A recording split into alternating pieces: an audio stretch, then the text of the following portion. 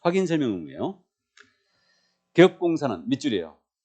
개업공사 밑줄이고 중개를 의뢰받은 경우는 중개가 완성되기 전 밑줄입니다.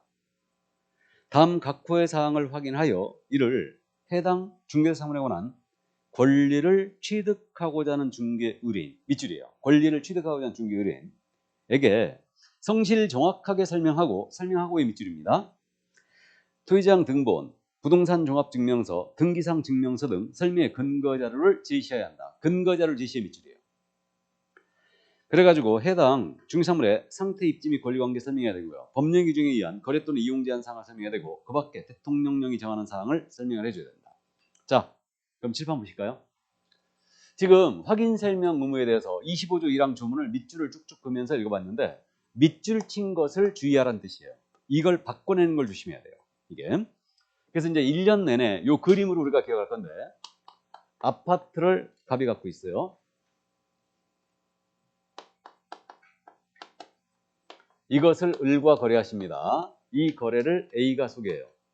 자, 확인 설명 의무거든요.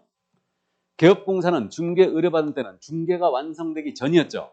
중개가 완성되기 전에 이 아파트에 대한 정보를 확인하여 이를 취득하고자 하는 중개 의뢰인이에요. 취득하고자 하는 중개 의뢰인의 성실 정확하게 설명을 하고 엔드예요. 엔드. 그 설명의 근거 자료를 제시해야 한다. 이렇게 돼 있어요. 뭐 별거 아닙니다. 근데 아주 잘 바꿔내는데 확인 설명은 언제까지 해야 된다? 중개가 완성되기 전. 이걸 완성된 때에는 이렇게 바꿔낸다는 거죠. 완성되기 전에 해야 돼요. 그 다음에 누구한테 해야 돼요? 취득 의뢰인에게. 당연한 얘기죠. 쌍방에게. 틀렸어요. 설명을 하고죠. 하거나 아닙니다. 하고 설명의 근거자료도 제시한다. 그럼 이 근거자료라는 것은 중개대상물을 브리핑하고 있으니까 중개대상물에 관련된 각종 공부를 얘기하죠. 그럼 토지대장, 부동산 종합증명서, 등기상 증명서, 지적도, 임야도, 토지 이용계획 확인서 이런 것들이에요. 그래서 이런 것들을 제시까지만 하면 돼요. 그러면 보여주기만 하라는 얘기지 교부와 의무까지는 없어요. 언능 보여주고 집어넣으면 됩니다. 됐죠? 이게 바로 확인 설명 의무예요. 이게. 그럼 확인 설명 의무의 주체는 누구란 얘기예요? 개공이란 얘기죠. 개업공인사는 근거자를 제시한다. 그랬으니까 개공이 부담하는 의무고. 근데 우리가 이미 알고 있죠, 지금. 확인 설명을 우리 소속 공인인사는 할 수 있다, 없다? 있다. 소공사는 할 수 있죠. 중개보조는 할 수 없어요. 우리 소공의 용어의 정의가 소속공사는 개업공사에 소속된 공인인계사로서 중개 업무를 수행하거나 개업공사의 중개 업무를 보조하는 자 이렇게 돼 있기 때문에 중개 업무라는 게 이거 첫 번째였잖아요. 그러니까 소공은 확인 설명을 할 수 있다. 근데 의무의 주체는 누구라고요? 개공이에요. 이게. 근데 소공도 설명할 때는 정확하게 해줘야 되고 근거 자료도 제시해줘야 된다. 의무의 주체는 개공이다. 이해하셨죠? 여기까지. 자, 그러면 이제 다 설명됐어요. 247쪽을 다 봤고 그럼 어떤 내용을 설명해야 되는데 이 문제가 있죠 지금. 그래서 이 확인 설명할 사항은 249쪽에 지금 표로 정리가 돼 있어요. 표로. 자, 그러면 거기 보겠습니다. 표로 돼 있는데 아, 이것도 순서를 또 완전히 바꿔놨네.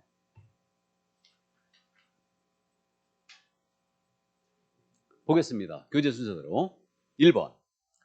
중개대상물의 종류, 소재지, 지번, 지목, 면적, 용도, 구조, 건축, 연도 등 해당 중개대상물에 관한 기본적인 사항 설명해야 돼요. 기본적인 사항의 밑줄. 다음에 2번. 벽면, 바닥면, 도배 상태 설명해 줘야 되고요. 3번. 수도, 전기, 가스, 소방, 열 공급, 승강기 및 배수 등 시설물의 상태 밑줄 그시고 다음에 4번 도로 및 대중교통수단과의 연계성, 시장학교 등과 근접성 등 입지 요건에 밑줄 그시고요. 일조, 소음, 진동 등의 환경 조건에도 밑줄 그시고요. 다음에 5번입니다. 소유권, 전세권, 저당권, 지상권, 임차권 등 해당 중개대상물에 대한 권리관계에 관한 설명해야 돼요. 권리관계 밑줄 그시고요. 다음에 6번입니다. 토지 이용계, 공법상 이용자 및 거래 규제에 관한 사항. 그래서 공법상 밑줄 그시고요. 그 제한이란 말 있죠. 이용 제한할 때 제한이란 말의 밑줄. 공법상 제한을 설명해야 돼요. 다음에 7번입니다. 중개사물에 대한 권리를 취득함에 따른 밑줄 긋고 조세의 종류 및 세율도 밑줄 긋고요. 그럼 취득 조세의 종류 및 세율까지는 설명하라는 얘기죠. 자, 다음에 마지막 이제 8번입니다. 거래 예정 금액 밑줄이에요. 거래 예정 금액 밑줄이고 중개 보수도 밑줄이에요. 및 실비의 금액과 산출 내역도 밑줄입니다. 산출 내역. 자, 여기까지. 확인 설명 사항이 지금 현재 8가지로 우리 교재에 나열되어 있고요. 그래서 확인 설명 사항 이거 순서를 약간 바꿔서 지금 설명합니다. 여기 순서가 법조문에 있는 순서들이에요. 그러니까 저는 법조문 순서대로 이제 암기를 들어갔기 때문에 이미 읽어봤으니까요. 그냥 쭉 들으시면 돼요. 먼저 중개사물의 종류, 소재지, 면적, 구조, 지목 이거 설명하라는 얘기예요. 이게 기본적인 사항이죠. 이때는 토지대장, 건축물대장을 제시하면서 설명해야 돼요. 문제없고. 다음 두 번째 소유권, 재산권, 저당권, 임차권 등 권리관계를 설명해 줘야 됩니다. 그러면 권리관계 설명할 때는 등기사항 증명서를 제시해야 되겠죠? 등기사항 증명서를 제시합니다. 그럼 만약에 저당권이 설정되어 있다. 그럼 저당권이 설정되어 있으면 채권 최고액은 얼마인지 설명해야 되죠. 이게 그러니까 채권 최고액이 얼마인지는 설명해 줘야 돼요. 이게 이제 근저당권으로 많이 가죠. 그러니까 채권 최고액 설명해야 되고 근데 이걸 쭉 갚아 나갔어요. 그러니까 채권 최고액 5억이 잡혀 있는데 이게 저당 설정일을 봤더니 오래됐더라 이거예요. 그럼 쭉 갚아 나갈 수 있죠. 그럼 현재 남은 금액 있죠. 현재 남은 금액이 실제의 피담보채액이에요.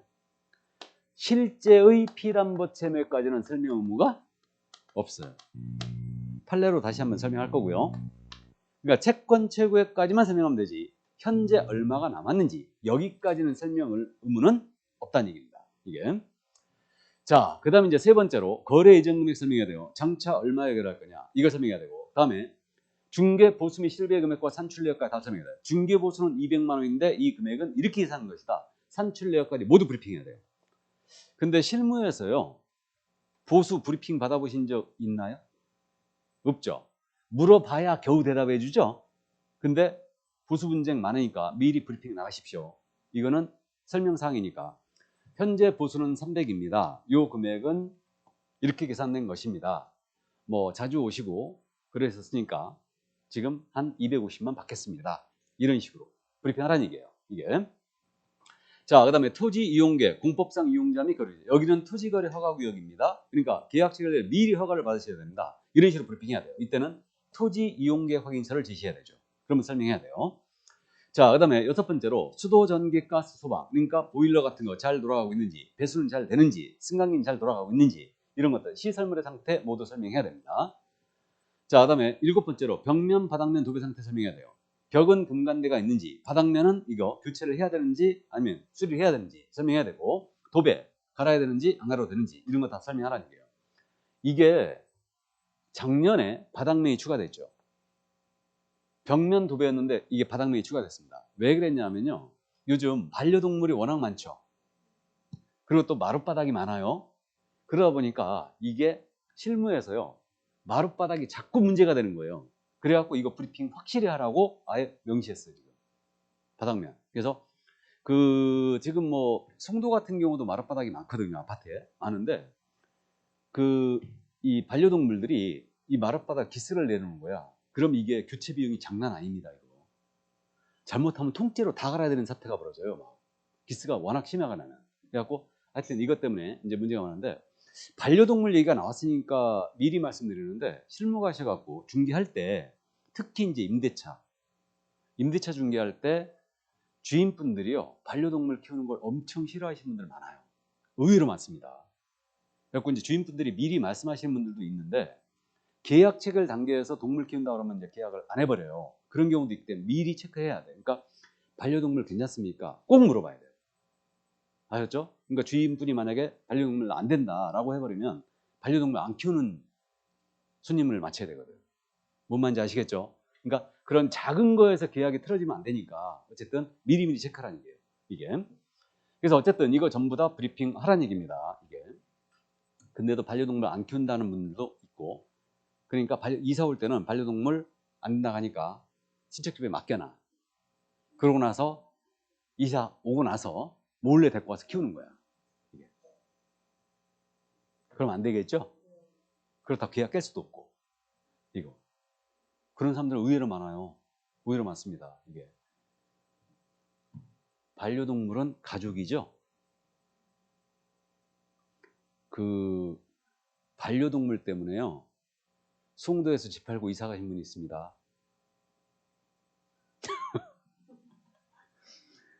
그분 사무소를 딱 들어와 가지고 앉아 가지고요.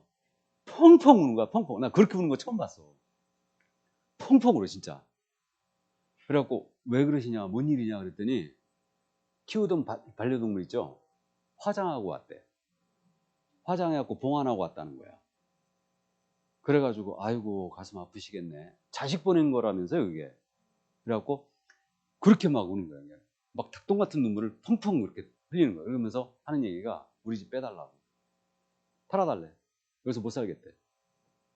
걔 생각나서 못 살겠대. 그래갖고 생각나서 못 사니까 팔고 이사 갔어. 팔고 이사 갔습니다. 또 하여튼 그 반려동물 때문에 우여곡절 몇 가지가 있어요. 에피소드가 몇 가지 있는데 하루는 펜트를 또 진행을 했거든. 펜트? 펜트는 장난이 아니지. 펜트는요 보수가 장난이 아닙니다. 기본적으로 1000만 원이 넘어가지 보수가. 근데 강아지 때문에 깨졌잖아요. 강아지 때문에 계약 깨졌어. 계약 못했어요. 강아지 때문에. 그 집이 신기하게 그 펜트는 이제 가장 꼭대기치기 때문에 그 테라스가 있지. 테라스가 있는데 테라스 거기가 남쪽으로 있는 게 아니고 신기하게 북쪽에 있는 거야.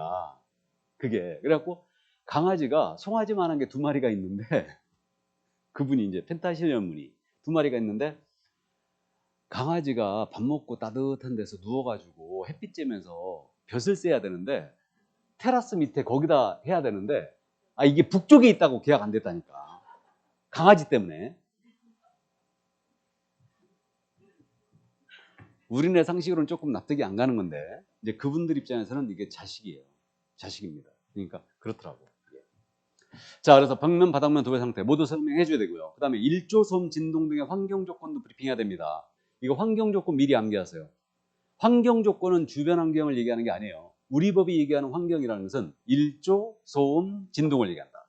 그러니까 일조량은 어떤지, 다음에 공사장이 있는데 소음 들려오는지, 지하철 지나갈 때 진동은 있는지, 일조, 소음, 진동 미리 암기해 두세요. 이게 환경이다. 이게. 자, 그 다음에 이제 도로 및 대중교통수단과의 연계성, 희장학교 등의 근접성, 입지조건 설명. 입지조건이 바로 주변 환경이에요. 그러니까 도로 몇몇 폭을 접하고 있는지, 대중교통수단 뭐가 연결되는지, 몇 번 출구, 얼마나 걸리는지, 학교는 얼마나 떨어져 있고, 백화점 얼마나 떨어져 있고, 종합의료시설 얼마나 떨어져 있는지 그 거리를 모두 설명을 하게 돼 있어요. 그래서 입지조건 모두 브리핑해야 되고, 마지막으로 취득 관련 조세입니다.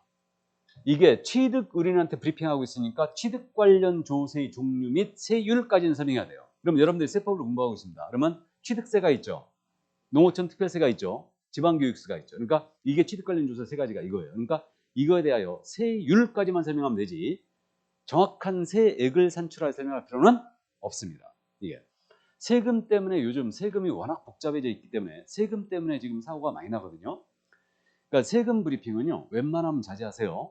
그러니까 자제하시는데 그 세금에 대해서는 꼭 마지막 말에 뭐라고 하셔야 되냐면 이거는 정확한 것은 세무사한테 꼭 확인을 해 보시기 바랍니다. 아시는 세무사가 없으면 우리가 연결을 해드릴 수 있습니다. 그렇게까지 얘기해야 돼요. 아셨죠? 그리고 세금 브리핑했다가 나중에 낭패를 보는 경우가 가끔 있습니다. 근데 우리가 설명서에 이게 쓰게 돼 있기 때문에 기본 세율만 딱 적는데 나중에 이제 중과세율 같은 거 있죠. 중과세율 같은 거는 정확하게 기재를 다 해줘야 됩니다. 그러니까 뭔 얘기냐면 취득세가 예를 들어서 지금 현재 세율이 개정이 안 된 걸로 알고 있는데 지금 개정 작업을 하고 있는데 2주택부터 세금이 틀리죠.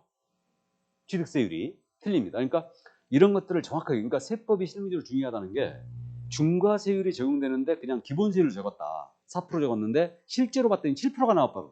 그러면 이거 나중에 문제될 수 있어요. 그러니까 그런 것들도 정확하게 이제 이해를 해 주셔야 됩니다.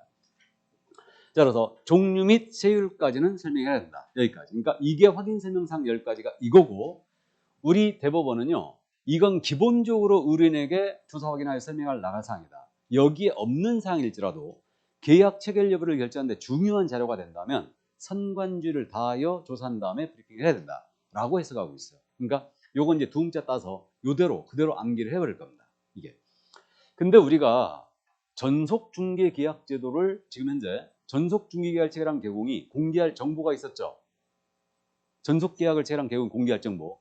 이거와 진짜 비슷하다고 했거든요. 그렇기 때문에 요거 잠깐 이제 갔다 오겠습니다. 그래서 우리 교재는 지금 현재 전속 중개계약 체결 시 공개할 사항 그래갖고 둘이 같이 돼 있죠. 같이 돼 있는데 이건 나중에 정리하면서 보시고요. 우리 직접 공개할 정보를 앞으로 갔다 오겠습니다. 잠깐.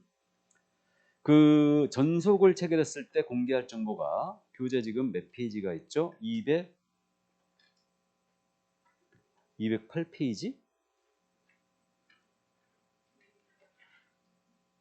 206페이지. 206페이지를 보시면 밑줄 군개 두 가지가 있고 여백에 수세 제외라고 돼 있죠. 그렇게 써 있죠. 그럼 진짜 이게 비슷한지 한번 잠깐 보겠습니다. 그래서 이제 표시는 다 했기 때문에 확인만 하자 이거예요. 먼저 기억이 뭐라고 돼 있냐면 206쪽 맨 밑에 중개대상물의 종류, 소재지, 면적, 지목 등 특정하기 위해 필요한 사항이라고 돼 있죠. 그럼 특정하기 위해 필요한 사항은 기본적인 사항과 일치하는 거 아니겠습니까? 맞죠? 일치하는 거예요. 다음 니은 벽면 도배 상태. 바닥면은 빠져 있지만 이게 같다라고 봐야 되죠. 이게.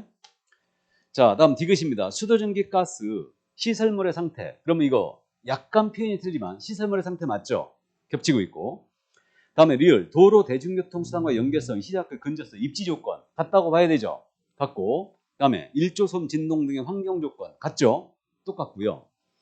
자, 다음에 미음 소유권, 연장권, 저당권, 지상권, 임차권 등 주3대 권리관계 사항입니다. 권리관계 똑같죠 지금? 똑같은데 다만 권리자의 주소 성명 등 인적사항 정보는 공개해서는 안 된다. 자, 인적사항에 대한 권리자 인적사항 정보는 공개 금지하게 돼 있죠. 금지가 돼 있어요. 다음에 비읍 공법상 이용자 및 거래기사 일치하고 있죠. 공법상 제한 일치하고 있고요. 그 다음에 중3원의 거래 예정 금액입니다. 역시 일치하고 있죠. 일치하고 있고요. 및 공시지가 그랬어요. 이게 확인 설명사에는 공시지가 없었죠.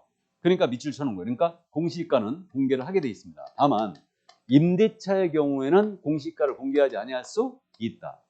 자, 그럼 칠판 보시죠. 칠판 보시면 지금 겹치는 부분은 제가 동그라미를 쳤거든요. 겹치지 않는 부분은 지금 메모를 했어요. 두 가지 메모했고요. 확인 설명 사항에는 있지만 공개할 정보에 빠져 있는 게 두 가지가 있죠. 공개할 정보에 중개보수 있어요, 없어요? 없어요. 공개할 정보 없습니다. 다음에 취득 관련 조세도 공개할 정보에 없어요. 그래갖고 수세 제외라고 돼 있죠? 그 말이에요, 이게. 그럼 수가 뭐다? 보수.